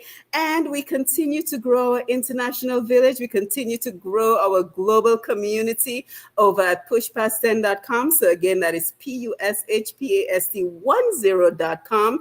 And our latest project is the Dominica Child Protection Society, because at this point, we need to do so much more than simply talking about the sexual abuse of our children. So we have embarked on a very ambitious project to create a child protection society, where our acronym is CPR. So we will offer counseling, we will offer, protection for our children, and we will also offer the ability to report on these cases. So again, we want to thank everyone who's here. Don't forget, we will be back in 2 weeks. Pyro Davidson, I see you. There are persons who do not have the initiative to do, but they have the ability to contribute to society and to be proactive. This mindset that to be heirs out there is static. It doesn't provide expansion. So thank you, Pyro, and thank you everyone who made a contribution. Good evening to our panel. You can unmute your mics. You're free from jail. And say good evening. So again, this has been Roots Connections on Q95, the big station. And I am your host, Simone Mathieu. Until next time, you have yourself a wonderful rest of the week. Guys, thank you for being here. It was a pleasure. Thanks for having us. For your contribution. Thanks for having me. Thanks for having us. Yes. Bye, great Jael. Bye, conversation. Monelle. Thank you. God Thank you, bless. Lambi. Bye. Thank you, Shoen. Bye, Lambi. All right. Bye, Lambi. Good night, guys.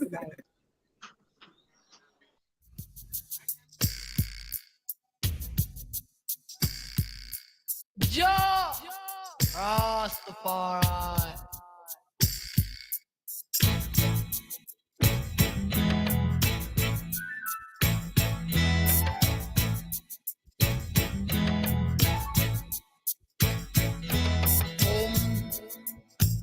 Oh, oh, children, home. Wanna go home. Oh, yes, children, home. Got to go. Yeah, we've been trodden from Genesis right on through Revelation. We've been a subject to master's feet. So blessed, so we wanna go. Yeah, we are a people enslaved and sold, scattered through the earth. Jacob is calling his children 12 tribes, so we want to go. Oh, children, home. Oh, to Zion, home. Wanna go, take me there, home. Oh, to Zion, home. Wanna go, yeah. We've been trodden from Genesis right on through Revelation. We've been a subject to master's feet. So blessed, so we wanna go. Oh, Reuben, Simeon, Levi, Judah, and Zebulun.